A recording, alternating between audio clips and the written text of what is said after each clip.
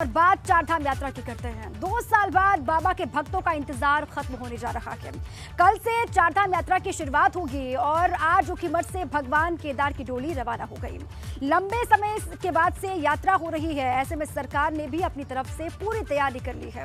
कुछ नए नियम कायदे बनाए गए हैं, कुछ नई सुविधाओं को जोड़ा गया है। बड़ी बात यह है कि कोरोना के खतरे को देखते हुए श्रद्धालुओं की संख्या सीमित कर दी गई है।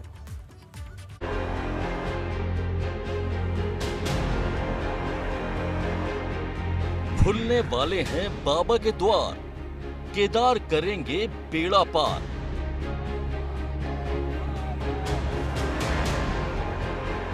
दो साल बाद भक्तों की कतार, कोरोना का खतरा बरकरार।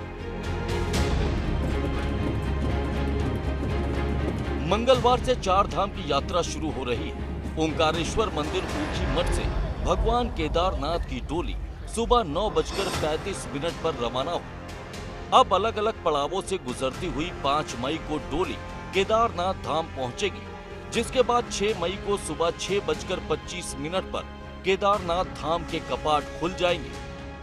ये तो बार बार होते रहते, कभी कभार होते रहते। भगवान भोलेनाथ इस दिक्कत को दूर करते हैं। इस बार भगवान भोलेनाथ जी ने सारा कष्ट दूर करके भक्तों के लिए बहुत अच्छे से दर्शन दे रहे भगवान। पिछले 2 सालों से कोरोना के चलते बाबा की डोली वाहन के जरिए गौरीकुंड जा रही थी, लेकिन इस बार कई राज्यों से पहुंचे श्रद्धालुओं ने बाबा का आशीर्वाद लिया।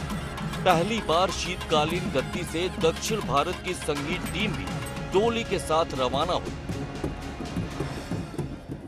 इस समय हमारे आम जनमानस में, खासकर केदार घाटी के पूरे जन समाज में बहुत ज़्यादा उत्साह और बहुत ज़्यादा जो है खुशी है। जो है रोज़गार की बात, भूख है, हमारी बेरोज़गारी है, और इसलिए हमने रास्ते में हमारे लोगों ने दुकानें लगाई हैं और अपना जल जीरा है, अपने रेस्टोरेंट है, अपनी कई तरह के जो हमारे काम हैं वो पूरे हो रहे हैं। इसलिए आम युवाओं में और बेरोज़गारों में बहुत ज़बरदस्त उत्साह है। मंगलवार को अक्षय तृतीया के मौके पर मां गंगोत्री धाम के कपाट खुलने वाले हैं। 11:15 पर शुभ मुहूर्त है। आज से बड़ी संख्या में श्रद्धालुओं का यमुनोत्री और गंगोत्री आने का सिलसिला भी शुरू हो गया। सीएम पुष्कर सिंह धामी का दावा है कि सरकार यात्रियों के स्वागत के लिए पूरी तरह से तैयार है। इस बार जो यात्रा है वो बहुत ऐतिहासिक होने वाली है और सभी जनों के सहयोग से, हमारे सभी देवी देवताओं के आशीर्वाद से यात्रा हमारी अच्छी होगी। उसके लिए हम लोग सब लोग लगे हुए हैं और साथ में हमारे साथ बहुत सारी सामाजिक संस्थाएं, समाज के लोग स्वयं भी लगे हुए हैं और हम सबका आह्वान भी कर रहे हैं। क्योंकि यात्रा इस बार पिछले 2 सालों के बाद हो रही है, तो यात्रा में संख्या ज़्यादा होनी है और ये हमारे लिए एक चुनौती भी है और चुनौती के साथ साथ अच्छा करने का अवसर भी है उत्तराखंड के पास। सरकार के दावे चाहे जैसे हो, लेकिन विपक्ष को सरकार की तैयारी पर भरोसा नहीं है। उत्तराखंड कांग्रेस के अध्यक्ष करण माहरा ने दावों को हवा हवाई बताया।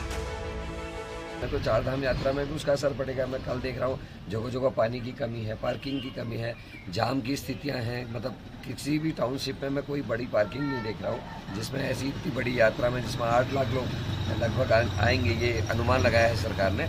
तो उसके बाद अगर कोई तैयारी नहीं है, ना पानी की तैयारी, ना पार्किंग की तैयारी, ना पुलिस प्रोटेक्शन की तैयारी, कोविड की जांच के नाम पर कुछ नहीं है।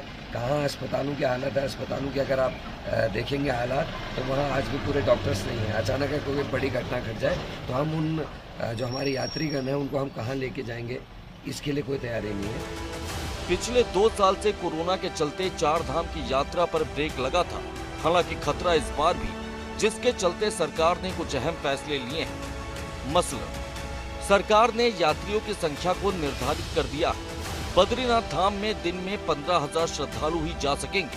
केदारनाथ धाम में एक दिन में सिर्फ 12,000 श्रद्धालु ही जाएंगे, जबकि यमुनोत्री में हर रोज 4,000 श्रद्धालु ही दर्शन करेंगे और गंगोत्री के लिए 7,000 श्रद्धालुओं की संख्या निर्धारित की गई। कुल मिलाकर चारधाम यात्रा का विधिवत आगाज हो चुका है। यात्रा को लेकर हर तीर्थ पुरोहित, पर्यटन व्यवसायी उत्साहित है, क्योंकि 2 साल तक कोरोना की मार ने आर्थिक तंगी खड़ी कर दी थी और दूसरी तरफ श्रद्धालुओं के चेहरे पर भी चमक है। Bureau report, ABP Ganga.